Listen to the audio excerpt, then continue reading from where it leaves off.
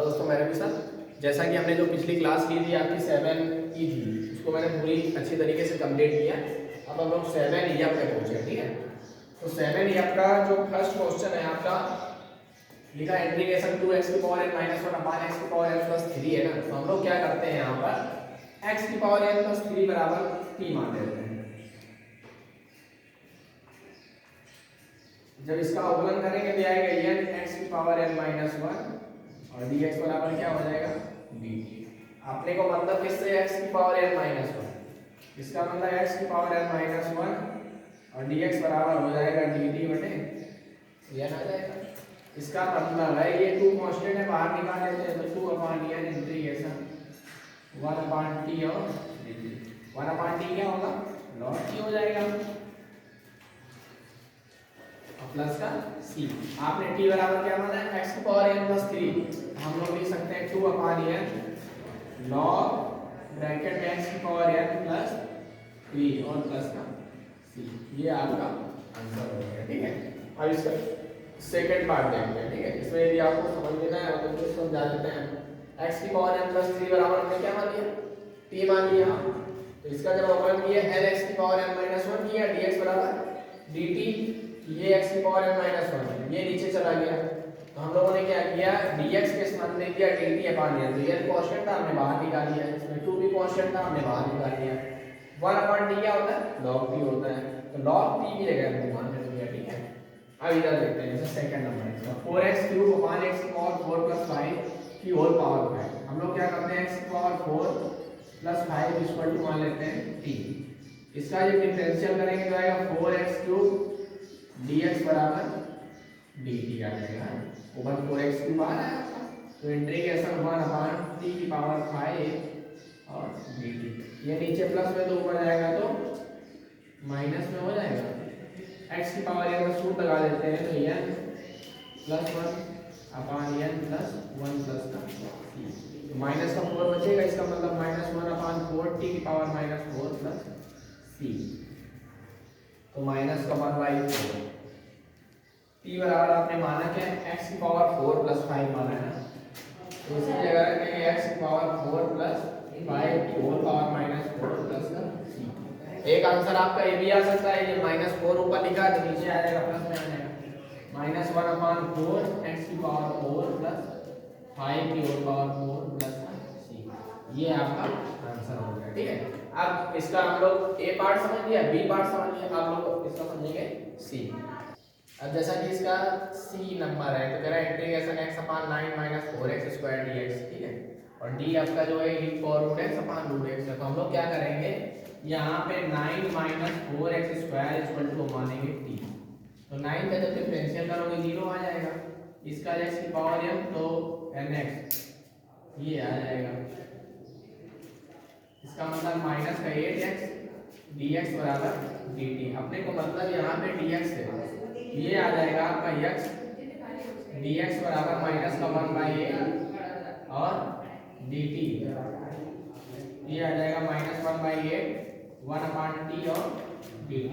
अब देखो जहाँ पे माइनस 1/8 है ये आपका कांस्टेंट है, यहाँ पे लिखा 1 अपॉन t, 1 अपॉन t होता है log t प्लस का c। तो माइनस 1/8 log आपने t बराबर माना क्या था 9 माइनस 4x स्क्वायर। तो जहाँ पर आपका ये लिखा है यहाँ पे लिख दो 9 माइनस 4x स्क्वायर प्लस का c। ये आपका आंसर हो गया, ठीक है। अब जैसे हम लोग बी पार्ट में देखते हैं, इसमें क्या कह रहा है integration E power root x upon root x। तो हम लोग क्या करते हैं यहाँ पे रूट x बराबर t मान लेते हैं। तो जब रूट x का डिफरेंशियल करोगे तो 1 अपॉन 2 रूट x आ जाएगा और dx बराबर क्या आ जाएगा dt। अपने को मतलब क्या है dx अपॉन रूट x है, तो dx अपॉन रूट x यहाँ लिख दो इक्वल टू आ जाएगा 2 और dt। तो हम लोग 2 बाहर निकाल लेते हैं, ये आ जाएगी e पावर t और e पावर t क्या होगा e पावर t प्लस का c। तो 2 e की पावर t बराबर आपने क्या माना था रूट x, इसकी जगह रूट x लिख दो प्लस का c। ये आपका आंसर हो गया, ठीक है। अब इसके हमारे पास 4 पार्ट थे a b c d, हमने चारों पार्ट आपको कंप्लीट कर लिया। क्वेश्चन नंबर हम आपको 2 बताएंगे। जैसा कि इसमें सेकंड नंबर में a b c d तक ऑप्शन दिए हुए हैं कि हम लोग a और b पार्ट को देखेंगे, ठीक है। कह रहा है इंटीग्रेशन e की power a tan inverse x। यहाँ पे क्या दिया है e की पावर tan इनवर्स x। तो हम लोग यहाँ पे क्या करेंगे a tan इनवर्स x बराबर t मानेंगे। ठीक है, a कांस्टेंट है आपका, tan इनवर्स x का जब डिफरेंशियल करोगे तो 1/1 + x स्क्वायर आ जाएगा और dx बराबर क्या आ जाएगा dt। अपने को मतलब क्या है dx/1 + x स्क्वायर से ना, यहाँ लिख दो dx/1 + x स्क्वायर = dt/a। ये 1/, हम लोग बाहर ए कर लेते हैं, ये आ जाएगा e की पावर t और dt। तो 1/a e की पावर t प्लस का c, तो 1/a e की पावर t बराबर आपने क्या माना था a tan inverse x plus का c। ये आपका आंसर आ गया। ठीक है, अब जैसे हम लोग b लेते हैं, यहाँ पे tan इनवर्स x बराबर t मान लेते हैं, हम लोग मान लेते हैं। tan इनवर्स x का जब डिफरेंशियल करेंगे 1/1 + x स्क्वायर dx बराबर dt। ये आपका दिया हुआ है यहाँ पे, इसके स्थान में आप लिखो e पावर t और dt, e power t plus का c। e पावर t बराबर आपने क्या माना था tan इनवर्स x माना था प्लस का c। ये आपके हो गए a और b। अब हम लोग बताएंगे c। अब जैसे क्वेश्चन नंबर 2 का c है और ये 2 का d है। ठीक है, तो इसमें क्या कहेगा एक cos inverse x √1 - x square. हम लोग क्या करेंगे cos इनवर्स x बराबर t मान देंगे, ये आएगा -1/√1 - x स्क्वायर और dx बराबर dt। अपने को मतलब क्या 1/√1 - x स्क्वायर से dx बराबर क्या आ जाएगा माइनस का dt आ जाएगा। तो देखो यहाँ पे क्या 1/√1 - x स्क्वायर dx बराबर माइनस का dt है, तो ये आ जाएगा माइनस का e की पावर t और dt।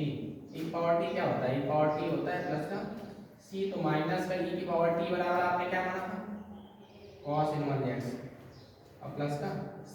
ये आंसर आ गया आपका। ठीक है, अब जैसा आगे इसमें देखते हैं, यहाँ भी m cos इनवर्स x बराबर हम लोग मान लेते हैं, ये आ जाएगा m cos इनवर्स x का करेंगे तो -1/√1 - x स्क्वायर और dx बराबर क्या आ जाएगा dt आ जाएगा। तो अपने को मतलब क्या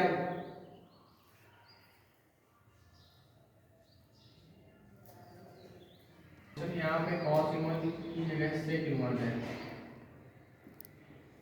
हम लोग क्या करेंगे यहाँ पे sec इनवर्स बराबर मान लेंगे। तो sec इनवर्स x का जब हम करेंगे 1/x √1 - x स्क्वायर होता है, 1/x √1 - x स्क्वायर dx बराबर आ जाएगा dt/m। ये आ गया 1/m इंटीग्रेशन e की पावर t और dt। तो 1/m e की पावर t प्लस का c।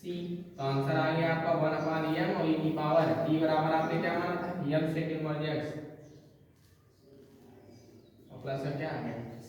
ये आपका आंसर हो गया। ठीक है, जैसा कि हम लोगों ने फर्स्ट के पूरे चारों ऑप्शन कंप्लीट किए और सेकंड के भी हमने a b c d पूरे कंप्लीट कर लिए। ठीक है, अब हम लोग जैसे क्वेश्चन नंबर 3।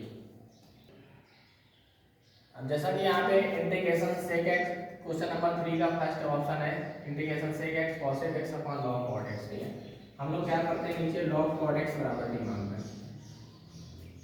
तो जब log cot x का डिफरेंशियल करेंगे तो क्या आएगा 1/cot x आ जाएगा, क्योंकि log x का 1/x होता है, जिसको आपने x माना उसका हम लोग cot x का करेंगे तो क्या आएगा माइनस का cos स्क्वायर x और dx बराबर क्या हो जाएगा dt।